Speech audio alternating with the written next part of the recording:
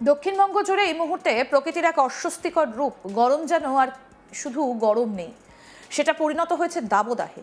সকাল থেকেই সূর্যের তেজ এমনভাবে বাড়ছে যে দিনের শুরুতেই মানুষ ক্লান্ত হয়ে পড়ছেন। তার সঙ্গে যুক্ত হয়েছে অত্যাধিক আর্দ্রতা, যা পরিস্থিতিকে আরো অসহনীয় করে তুলছে। ঘরের বাইরে পা রাখলেই মনে হচ্ছে যেন গরম হাওয়ার চাদরে ঢেকে যাচ্ছে শরীর। দুপুরের দিকে রাস্তাঘাট প্রায় ফাঁকা। যারা বাধ্য হয়ে বের হচ্ছেন তাদের মুখে একটাই কথাই, গরম আর সহ্য হচ্ছে না। গলগল করে ঘাম ঝরছে, শরীর হয়ে উঠছে ক্লান্ত, অবসন্ন। এমন পরিস্থিতিতে স্বাভাবিকভাবেই মানুষের একটাই প্রত্যাশা, একটু বৃষ্টি, একটু স্বস্তি। আর সেই প্রত্যাশাতেই কিছুটা আশার আলো দেখাচ্ছে আবহাওয়া দপ্তরের পূর্বাভাস। আবহাওয়া অফিস জানিয়েছে আগামী কয়েকদিনে বাংলার একাধিক জেলায় বিক্ষিপ্তভাবে বৃষ্টির সম্ভাবনা রয়েছে।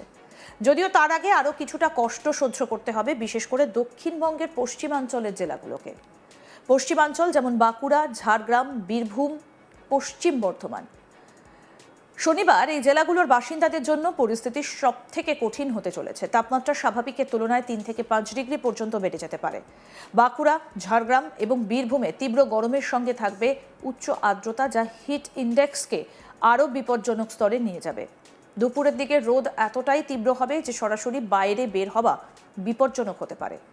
পশ্চিম বর্ধমানেও একই পরিস্থিতি, গরম এবং আর্দ্রতার যুগলবন্দি। রবিবার থেকে পরিস্থিতিতে কিছুটা পরিবর্তনের ইঙ্গিত রয়েছে। এই জেলাগুলিতে বজ্রবিদ্যুৎ সহ বৃষ্টির সম্ভাবনা তৈরি হবে, বিশেষ করে 26, 27 এবং 28 তারিখে। দমকা হাওয়া এবং বজ্রপাত সহ বৃষ্টি হতে পারে। 29 তারিখেও বৃষ্টির সম্ভাবনা রয়েছে, ফলে তাপমাত্রা কিছুটা কমবে এবং গরম থেকে সাময়িক স্বস্তি মিলবে। দক্ষিণবঙ্গের অন্যান্য জেলা যেমন হুগলি, হাওড়া, নদিয়া, মুর্শিদাবাদ, পূর্ব বর্ধমান, এই জেলাগুলিতেও গরমের তীব্রতা থাকবে, তবে পশ্চিমাঞ্চলের মতো এতটা চরম নয়। সকাল থেকে রোদের তেজ থাকবে এবং দুপুরের দিকে আর্দ্রতা বাড়বে, ফলে অস্বস্তিকর গরম অনুভূত হবে। 26 তারিখ থেকে এই জেলাগুলিতে বজ্রবিদ্যুৎ সহ বৃষ্টির সম্ভাবনা তৈরি হচ্ছে। মাঝে মধ্যে দমকা হাওয়া বইতে পারে, যা কিছুটা স্বস্তি দেবে। দক্ষিণ 24 পরগনা, উত্তর 24 পরগনা ও পূর্ব মেদিনীপুর কেমন থাকবে আবহাওয়া? উপকূলীয় অঞ্চলে আর্দ্রতার মাত্রা অনেক বেশি থাকবে, ফলে গরমের অনুভূতি আরও তীব্র হবে। আকাশ আংশিক মেঘলা থাকতে পারে, তবে দিনের বেলা রোদের তেজ কমবে না। 26 থেকে 28 তারিখের মধ্যে বজ্রসহ বৃষ্টির সম্ভাবনা রয়েছে। 29 তারিখেও কিছু এলাকায় বিক্ষিপ্ত বৃষ্টি হতে পারে।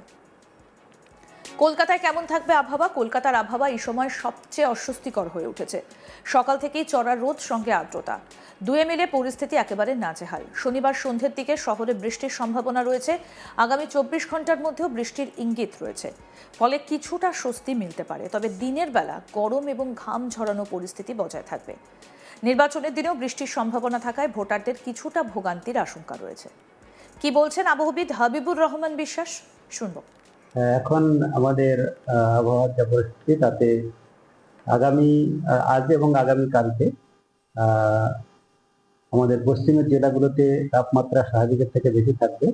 তার জন্য কয়েকটা জেলাতে, যেমন আমাদের পশ্চিম বর্ধমান, বাঁকুড়া, বীরভূম, পশ্চিম মেদিনীপুর এবং পুরুলিয়া, ঝাড়গ্রাম, এইসব জেলাগুলোতে আমাদের হট এবং হিউমিড, যেটা আমাদের উষ্ণ এবং আর্দ্র আবহাওয়া বলি, সেই রকম থাকার সম্ভাবনা রয়েছে। এখানে তাপমাত্রা স্বাভাবিকের থেকে 3-4 ডিগ্রি বেশি থাকার সম্ভাবনা, আর আর্দ্রতাও সন্ধ্যা থেকে হওয়ার সম্ভাবনা। তার জন্য আমাদের হট এবং হিউমিডের সতর্কতা রয়েছে। আর আগামী দুদিনের পরে, আজ আর কালকের পর থেকে আমাদের রাজ্যে, মূলত দক্ষিণবঙ্গে বজ্রবিদ্যুৎ সহ বৃষ্টিপাত ধীরে ধীরে বাড়ার সম্ভাবনা রয়েছে। যেমন আমাদের আগামীকাল, আজকেও দু এক জায়গায় হওয়ার সম্ভাবনা রয়েছে। মূলত আমাদের ঝাড়গ্রাম এবং পশ্চিম মেদিনীপুর এইসব জেলাতে হওয়ার সম্ভাবনা রয়েছে। উপরের দিকে আপনার বাঁকুড়া, বীরভূম এবং পশ্চিম বর্ধমান, এইসব জেলাতে কিছুটা সম্ভাবনা সন্ধ্যার দিকে রয়েছে। মানে পশ্চিমের জেলাগুলোতে সন্ধ্যার দিকে কিছুটা সম্ভাবনা বজ্রগর্ভ মেঘ সঞ্চারের সম্ভাবনা রয়েছে। আর আগামীকাল যেটা রয়েছে, আগামীকাল আমাদের ঝাড়গ্রাম, পশ্চিম মেদিনীপুর, বাঁকুড়া, উত্তর 24 পরগনা, এসব জেলাতে রয়েছে কিছু কিছু জায়গায়। তার সঙ্গে সঙ্গে রয়েছে আমাদের বীরভূম, মুর্শিদাবাদ, পূর্ব পশ্চিম বর্ধমান, পুরুলিয়া, নদিয়া, এসব জেলাতেও 40 থেকে 50 পর্যন্ত যেতে পারে। আগামীকাল কিছুটা হবে, 26, 27, 28 এই সময়ে বজ্রবিদ্যুৎ সহ বৃষ্টিপাতের পরিমাণ বাড়তে পারে এবং দমকা হাওয়া হওয়ার সম্ভাবনা রয়েছে। 26-27 50 থেকে 60 কিলোমিটার পর্যন্ত কয়েকটা জেলায় দমকা হাওয়া যেতে পারে।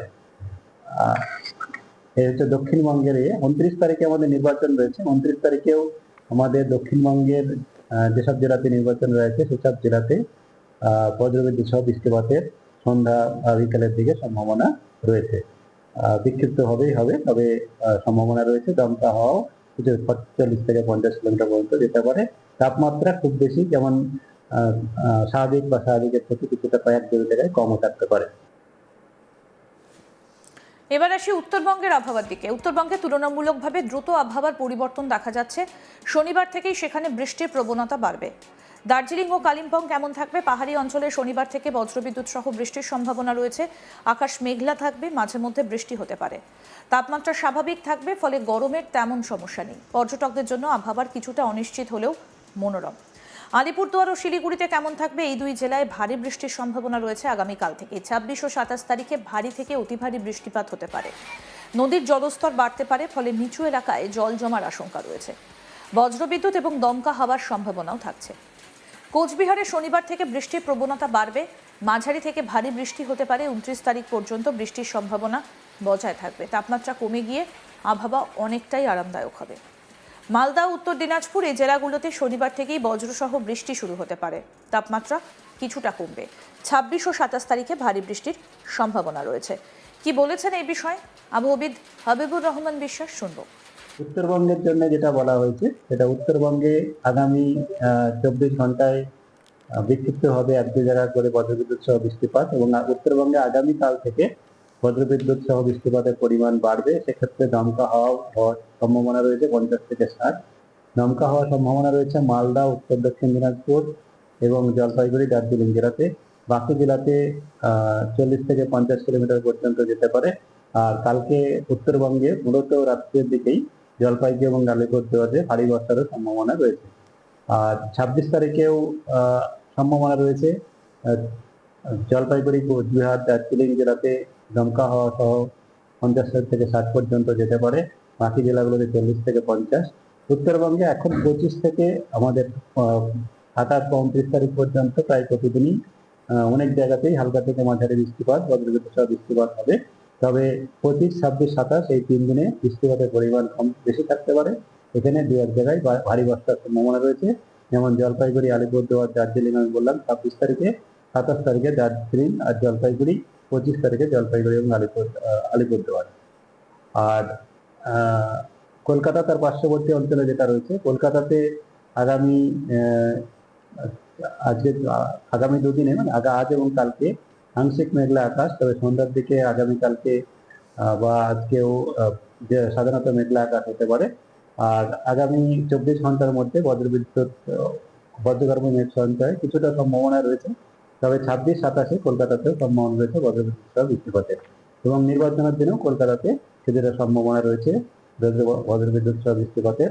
আর তাপমাত্রা দুদিনের পরে, আজ এবং কালকের পরে তাপমাত্রা ধীরে ধীরে কমবে। সেক্ষেত্রে সব জায়গাতেই স্বাভাবিকের কাছাকাছি এসে যাওয়ার সম্ভাবনা রয়েছে। যেমন এখন আমাদের পশ্চিমের জেলাগুলোতে বেশি তাপমাত্রা রয়েছে, সেটা স্বাভাবিকের কাছাকাছি চলে আসার সম্ভাবনা রয়েছে। আরও আপডেট পেতে দেখতে থাকুন আজ তাক বাংলা। সাবস্ক্রাইব করুন, নোটিফিকেশন পেতে বেল বাটন অপশন প্রেস করুন।